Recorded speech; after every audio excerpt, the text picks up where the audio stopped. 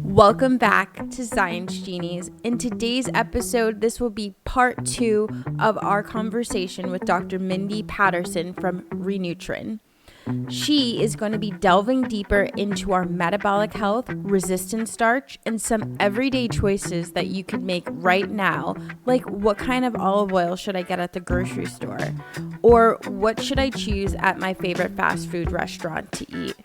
That can change how your body feels and functions. You're going to hear about Dr. Mindy's fascinating pilot study on resistant starch.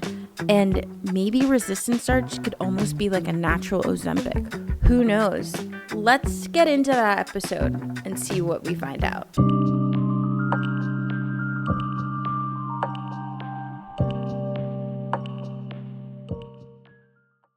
How would you define metabolic health?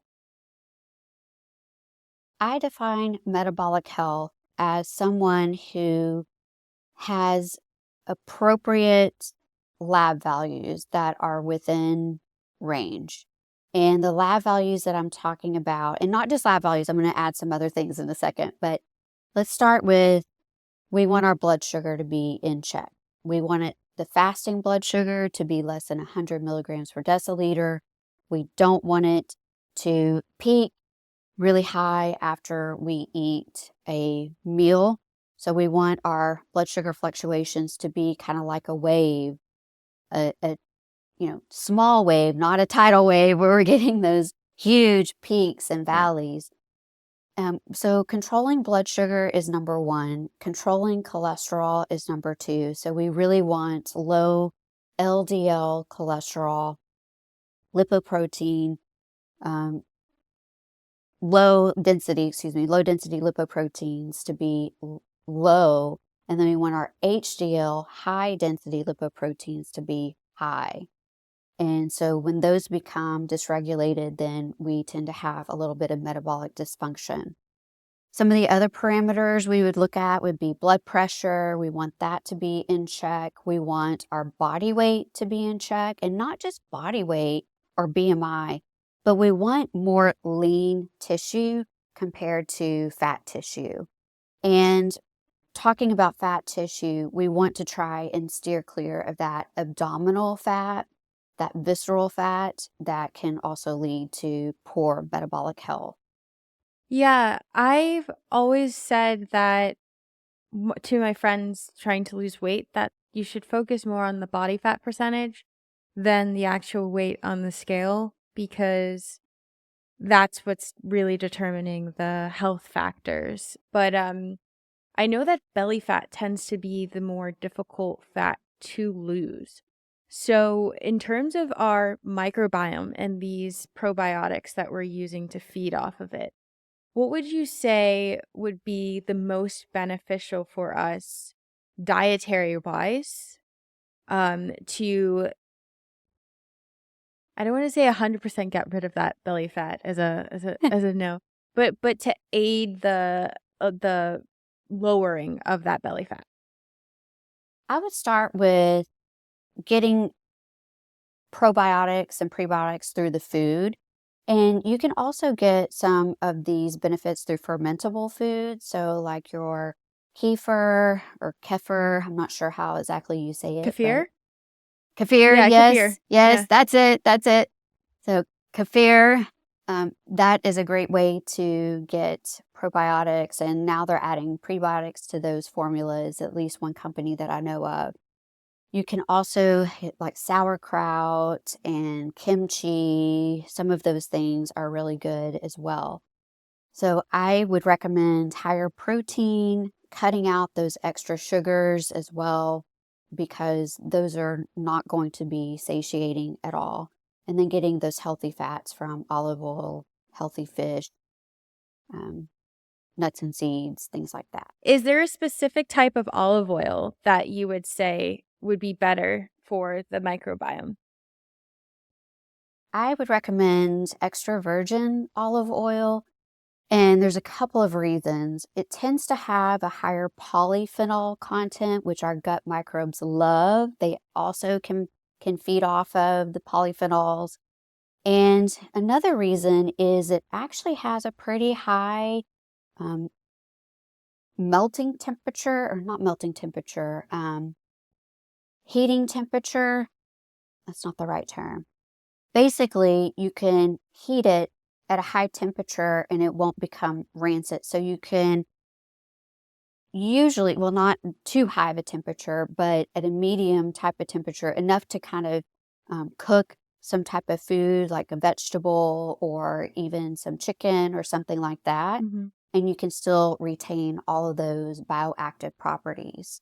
If you heat it too high, then you're going to make that extra virgin olive oil become rancid. But EVOO tends to be more sustainable at higher temperatures and doesn't break down compared to the other types of olive oils or other just normal oils like canola oil and things like that. What would you say is the most fascinating thing that you've learned in your research so far? Oh. What I've learned, and this is the first, we have not published this because it's a pilot study, but what I've learned is by providing a high resistant starch diet, and this was a very purposeful feeding study. So we took adults that had prediabetes and we gave them a high resistant starch diet. So I came up with these recipes and we cooked them in the research lab, these foods, and we gave them breakfast, lunch, a snack, and dinner. And on average, we gave them a week's supply of food, and they were getting about 30 grams of resistant starch per day, which we see in the literature as having health benefits, but they all use a supplement because it's very challenging to get a lot of resistant starch in your diet. But what we found is weight loss wasn't even something that we were interested in. But every single person, woman or man in that study, lost weight in a week. And they all said they were just too full because resistant starch really promoted satiety, that they often didn't even eat the whole entire Yeah. meal. Wow. And so I thought that was very interesting. We did see reductions in blood sugar, but more so in insulin. And so that was kind of interesting to see. And we saw decreases in another peptide that's involved in glucose regulation. Did you ever look at how this impacted people that were not pre-diabetic?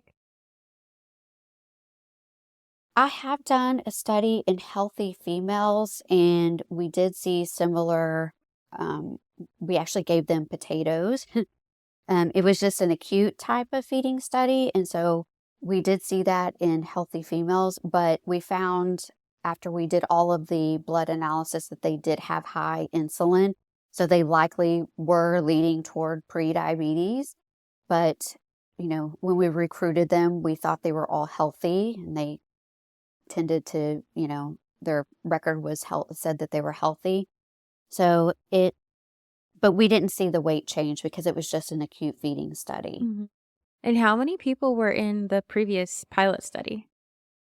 I believe we had 12. Okay. So, Yeah, so it's a small study. yeah, would you scale that up? I would love to scale that up, but to do a feeding study takes a lot of manpower. I think I had 4 students, including myself, on that study. We were cooking, we were delivering, we were recruiting, we were, Yeah. doing blood collection, blood analysis. So it was a big feat and just to coordinate. And I would love to do a longer study too. But one of the caveats with just nutrition studies in general is people get tired of eating the same thing. So even if we provide all the food for them, they're going to be compliant maybe the first week, but by the second week, they're going to be so tired of eating kind of the same routine of foods that compliance tends to go down quite a bit. Have you done any research in any other diseases?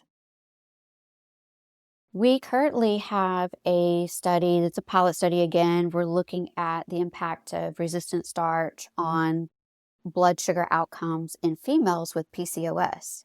Because females with polycystic ovarian syndrome, PCOS, tend to have insulin resistance.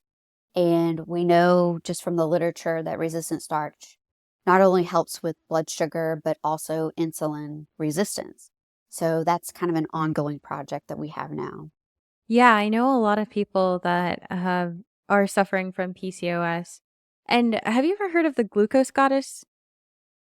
I have. Yeah, I'm a huge fan of her. She was on another podcast talking about how she was able to help people revert their PCOS by some of her simple diet hacks. And I think that's the part about it, is that you have to make it seem easy, because if you tell someone that they're going to be eating chicken breast for the rest of their life with some broccoli, no one's going to be like, oh my goodness, this is what I'm going to sign up for. You have to make it more creative.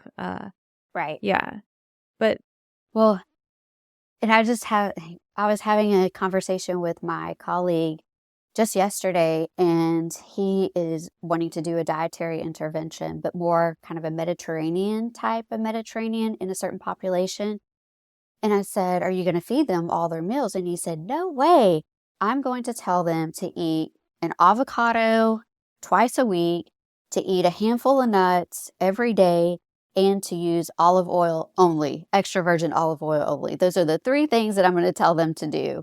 Because it's almost impossible with people how they live now and with the convenience of fast food and pickup food and takeout. It's just very challenging to do feeding studies. yeah, are you still a practicing dietitian? I will occasionally, Occasionally. but my main job is the professor position, so teaching and research, and then also the business. So if I were going to eat an extremely low fiber diet, like what would that diet look like? A lot of processed foods, pretty much all processed foods, white bread, um, some of the cereals that don't have any fiber, like I don't want to call any of these out, but the rice puffs, rice crispy types are very low in fiber. Hmm. A lot of just snack food, a lot of crackers, and eat things like cheese and your dairy products don't have any fiber in it. And none of your meats have fiber either. So you'd be eating meat and cheese and junk food all day. Isn't that like the keto diet? No. Um, it- that's quite interesting. So if I had a very high fiber diet, what would that look like? Lots of fruits, lots of vegetables, at least 5, 6, 7 servings of fruits and vegetables each day. You would eat whole grains like your brown rice, your oats, your quinoa, barley, and then beans, legumes, peas that we've talked about so much in this podcast are a great source of fiber and also protein. So I think those would be your main drivers, protein or fiber. So if I'm listening to this podcast and I'm thinking, I want to increase the fiber in my diet right now, and I've been eating all of these things, but I'm still having issues with constipation, what would you then recommend? Water. Water? I would actually recommend fluid intake because if you're not getting enough fluid intake, then you're going to become constipated. So that's dehydration is one of the number one causes of constipation. I would also look at, maybe adding a probiotic at this point. If you're eating high fiber, try a probiotic and see if that helps with the constipation, but definitely water, electrolytes would be the first recommendation. Have you ever done any studies on people suffering from IBD? No, I hope to one day. That's one thing with resistant starch and my supplement. is that it is FODMAP friendly. So FODMAP is a long acronym that is really long. So FODMAP is when we cut out some of those sugar alcohols and those sugars that are found in either single or two saccharides, so they're very short carbohydrates, more simple carbohydrates. And so we want to cut some of those foods that are high in those out, and that tends to help with IBS symptoms. But you can get a certification, and actually my supplement, I had to send it to Australia for a certification to make sure it was FODMAP friendly. So that means with resistant starch, it is a complex type of granule, so it's slowly broken down by the gut microbes. So it tends to be well tolerated. Whereas, I gave my example of fiber one. Back then, it contained something called chicory root, which contains inulin, which is a very short type of fiber. And so the microbes just love to come and chop it up. And that process causes a lot of gas and bloating and discomfort. So, So, is there anything that can counteract the behavior of how fiber acts in our stomach when it's digested? if you're looking at, there are some over-the-counter supplements like Beano, for example, that helps break down some of that, the compounds that promote gas. You can also, when you cook if you're using dry beans, if you soak them and then remove the water that you soak them in, that's going to get rid of some of the other gas promoting compounds to help them be a little bit more well tolerated. But I want to say too, is gradual intake of fiber foods are going to promote tolerability. So don't just go eat your 2 bowls of the fiber cereal in one setting. Gradually add it to your diet over time, over 2-3 weeks, even a month, and get your body used to it and, see how you feel after that. So, it's possible to have too much fiber, It is. and that would lead to I would say over 65 grams or more, which that's a lot of fiber. Again, you'd have to be very purposeful almost to get that much fiber in your diet. Mhm. But that can lead to some imbalances in some of your mineral absorption. So we're talking about some digestive issues that might occur at that point.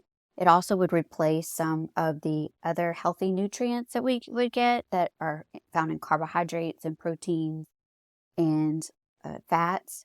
So if you're eating high fiber, you're probably eating either low fat diet or low protein diet. So we just want to make sure we're getting adequate amounts of all nutrients. Could you explain how fiber helps level out our blood sugar? Sure. So if we're talking about the gel forming fibers, so those gels help entrap the blood sugar and can help remove it from the body. But then if we talk about our fermentable fibers, well, the gut microbes release, when they feed off of the fiber, they release compounds that can increase things like GLP-1, which we've all heard about GLP-1, glucagon-like peptide 1. And what it does is it helps regulate our blood sugar by acting upon the pancreas. It helps promote satiety, and it also helps with some energy balance within our brain. So there's receptors all over our body for GLP-1, including the brain, that help regulate our satiety, feelings of fullness, and regulate our blood sugar. There are other hormones or peptides that are released from the gut with these metabolites, they actually bind to the cells, and that causes the release of these really cool compounds that do pretty cool things. And one promotes satiety, another is helping regulate blood sugar, again, at the pancreas. So, you get kind of a wide, varied effect when you consume these fibers in regards to it can happen in the small intestine or the large intestine, again, depending on the type of fiber. Interesting. Could you talk a little bit more about the small and large intestine and what's the difference between those? Sure. So we think about our mouth all the way to our rectum, it's literally like a tube. So, and it's like this tube going through our bodies, even though it's not visible, but it comes in contact with our food, our water, our environment, everything that we do in our daily lives. So we have the mouth, the esophagus, and then we enter the stomach. And the stomach is what kind of breaks down some of our foods, but the small intestine is where we start to really see digestion occur. So the small intestine is very, very long, and that's where our digestive enzymes are located. And I would say 90-95% of digestion is going to occur in the small intestine. And we also get absorption in our small intestine. So we break down those nutrients and then we absorb those nutrients that go to different tissues or the blood. It just kind of depends on the nutrient. And then we have the large intestine, where we have a large population of our gut microbes that include not only bacteria, but viruses and fungi and all different types of living organisms. And those also tend to break down our food, but then they break them down in such a way that the products are not necessarily products of digestion that we would see in the small intestine. Hmm. So your product is a prebiotic currently that you have out right now. What is your goal with this product on the market? I want to help and empower people to take ownership of their health, because I'm so tired of individuals going to the doctor and they just get a pill. Let's just get a pill, we'll fix that. And then the person has agency on the physician and the pill instead of taking agency on themselves. And it just seems like, oh, I can take this pill, now I can do whatever I want. And that's really detrimental to our health, especially here in the United States, because we're not seeing obesity levels decrease. They're still rising, and we still have cancer, heart disease, you name it, it's still here. It's not going away. So pill pushing isn't my focus. I want to use diet and supplements to help people manage their blood sugar, manage their gut health, manage their overall health. So let's take a step back and look at diet, nutrition, exercise, those lifestyle factors. Yeah.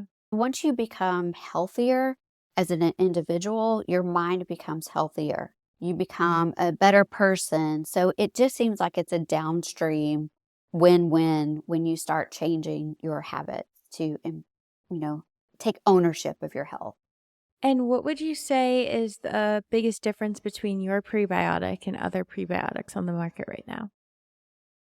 So my prebiotic also has another ingredient. There's only two ingredients, the prebiotic resistant starch, and then the other one is a mulberry leaf extract that actually partially binds to the enzyme in the small intestine that breaks down starch.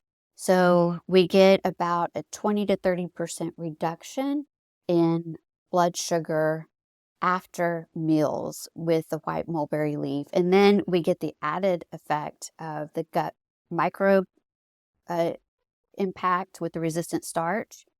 So increasing our beneficial microbes, increasing that GLP-1 and some of those other peptides that help regulate satiety and blood sugar. So well tolerated, like I said, it's slowly fermented in the large intestine.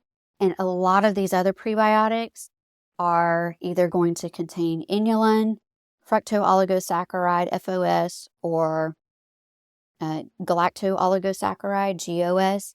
Those are all very short fibers, and so they're going to be broken down very, very quickly by the microbiome and cause a lot of perhaps GI distress. So GI distress meaning like gas, bloating, discomfort. But it doesn't really. I personally have taken prebiotics and probiotics, and I'm someone who's had stomach issues, and I've found that I haven't found one that works for me yet. So yeah, I know. Yeah. And it takes time, like I said, it's starting slow. And I just started a probiotic too, and I have a very healthy diet, or at least I think I do. I hope so. I'm a dietitian, and I do exercise and try and keep, live a healthy lifestyle.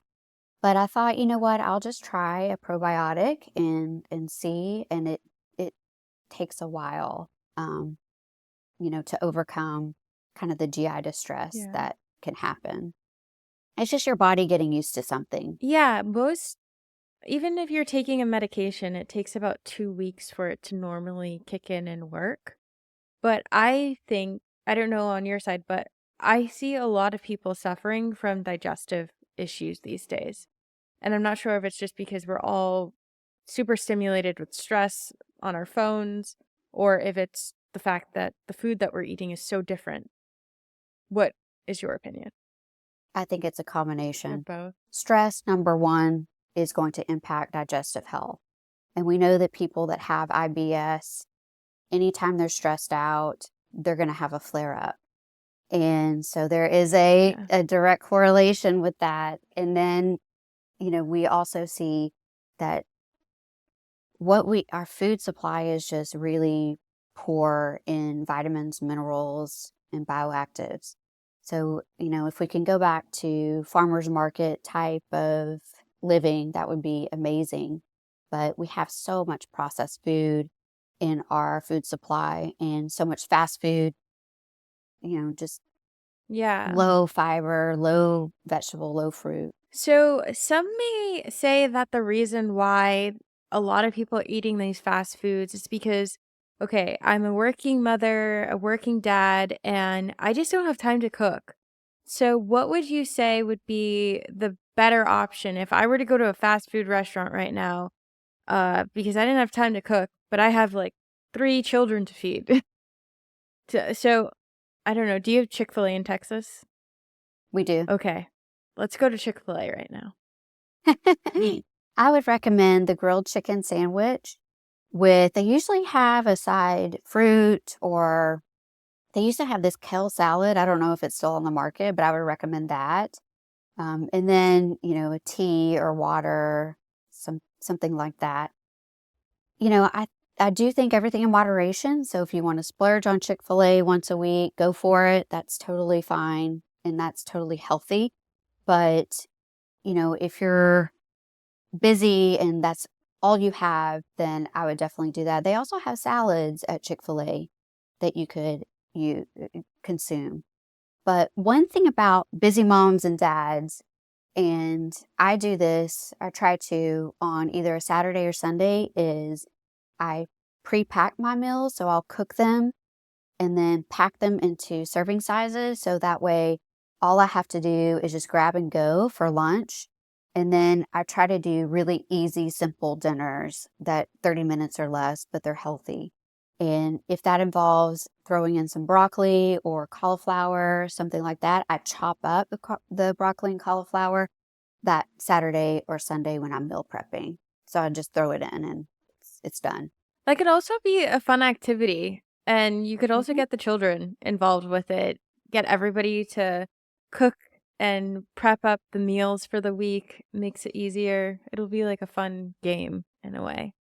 Yeah. And then they learn a little bit too. Yeah, yeah, you're creating a new habit of taking care of yourself. Right. Yeah. So grocery prices are very expensive. Huh. Okay? And I can attest that that's pretty much globally.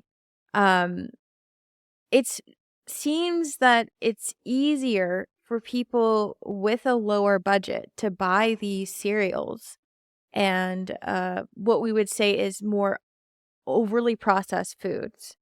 If I were going in the store as a mom right now and I wanted to buy a cereal for my children, which cereal should I choose? Oatmeal. Mhm. And you can prepare it the night before and then eat it the next day as overnight oats.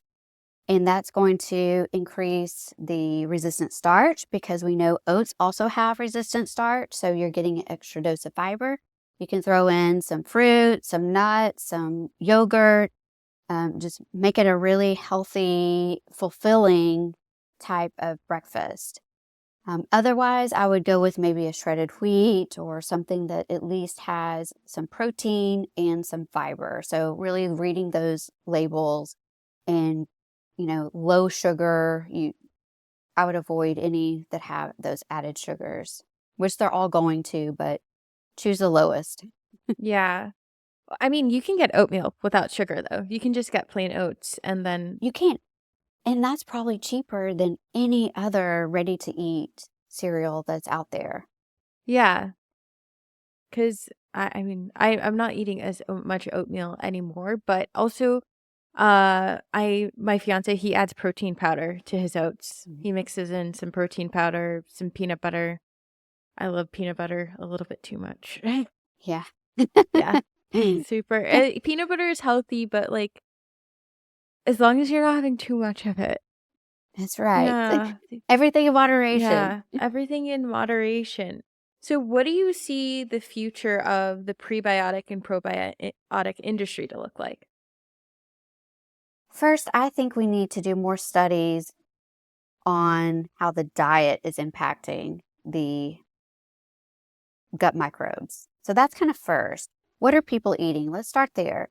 And then I would like to see probably more tailored. We're in the US are going toward a more personalized nutrition model.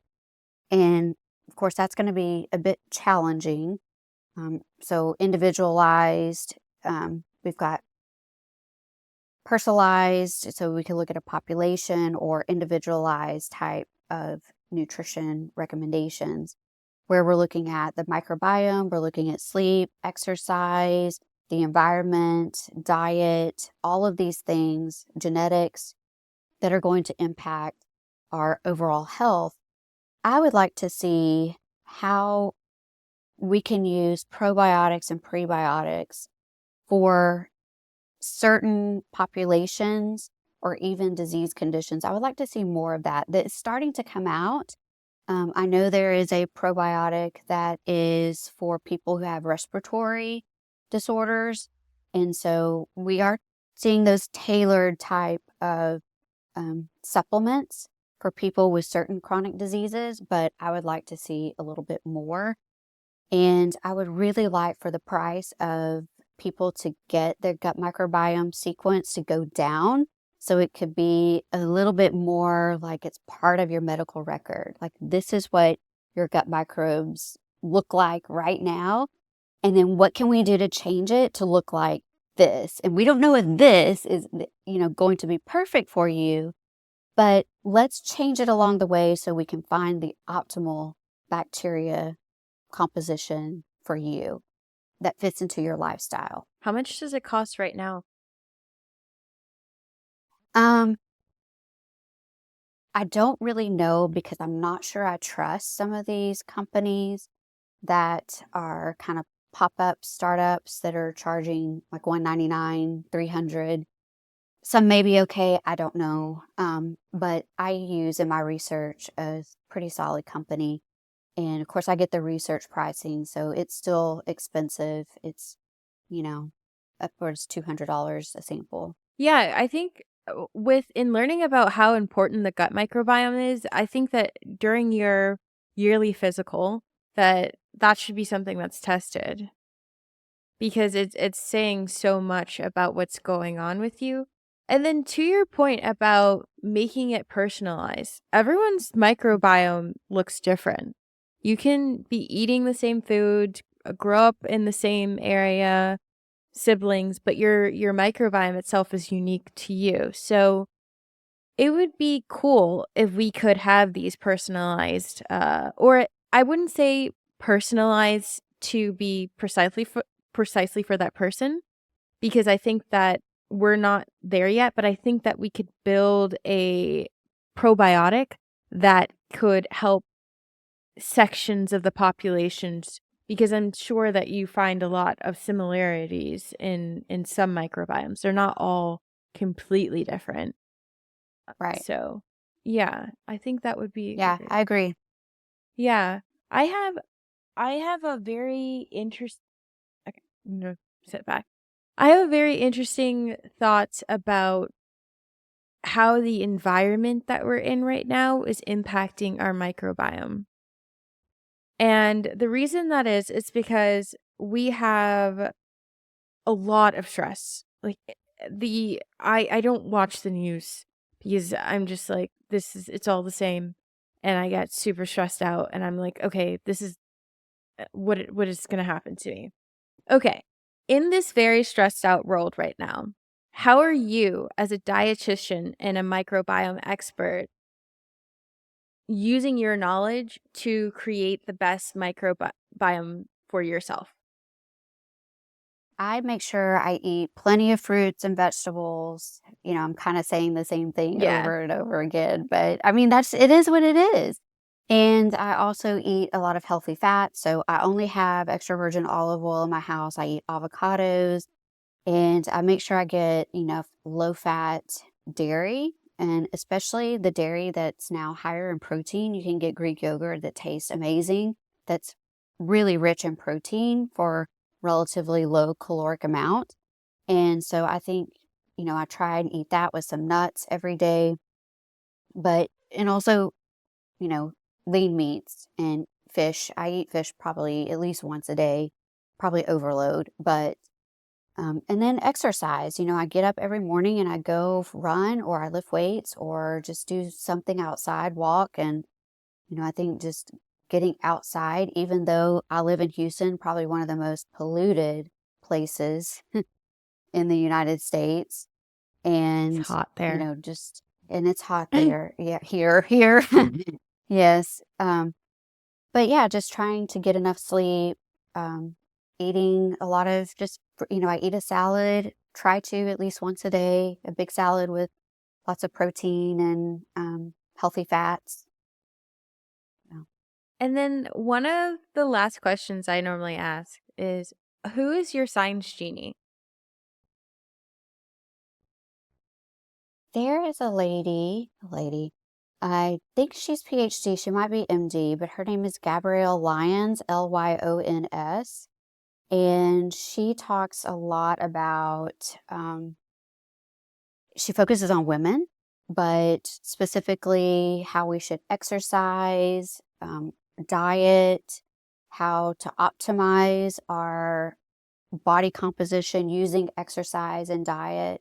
And I think she is a PhD because she's done a lot of research. So, yeah, she's my science genie, Gabrielle Lyons.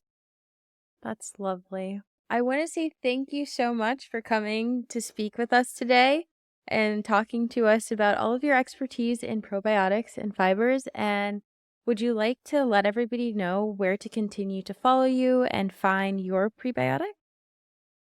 Sure. So you can find my prebiotic at Renutrin, RENUTRIN.co. That's CO.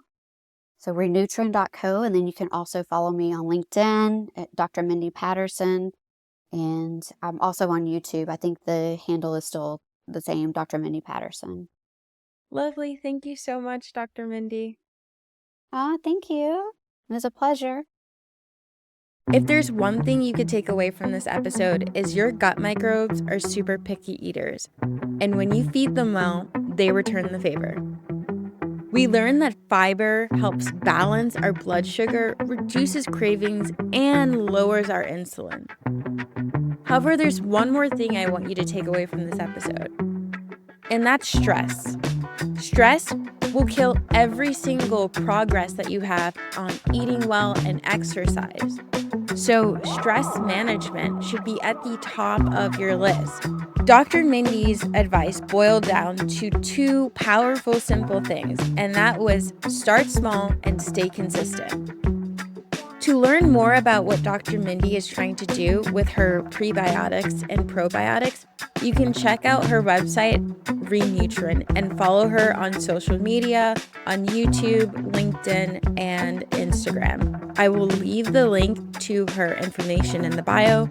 Of course, don't forget to subscribe to Science Genies. Like, share, comment, especially comment, because scientists love questions.